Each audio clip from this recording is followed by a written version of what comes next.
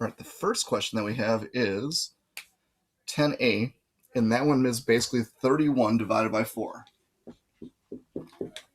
So what I would do is 4, how many times does 4 go into 31? 4 times, I know that 4 times 6 is 24, 4 times 7 is 28, 4 times 8 is 32, and that's too big. So it'd be 7 times 4, which is 28. We subtract, we're going to get 3 left over. So the answer could be 7 remainder 3. What I would do is write that as 7, and then whatever is down here, whatever is in the remainder, is going to be the numerator of a fraction. So 7 and 3, and whatever you're dividing by, which is the divisor, in this case it's 4, that's going to be your denominator. So a remainder is always going to be the numerator.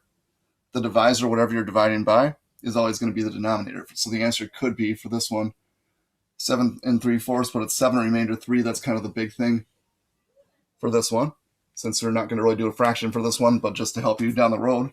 So 7 remainder 3 is what the answer would be, which means you'd have 7 buses, and then we have 3 kids left over.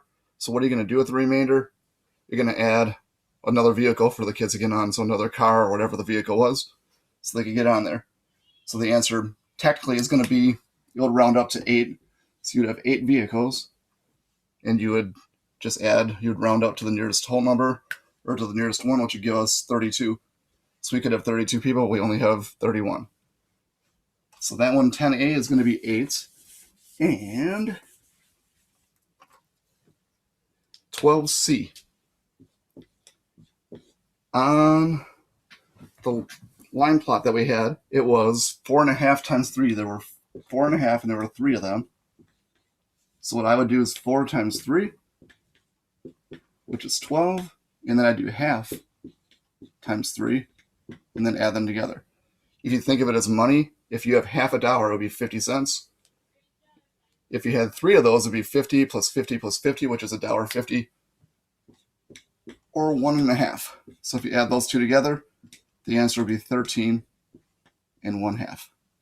So that would be the answer for 12c. Hope this helps.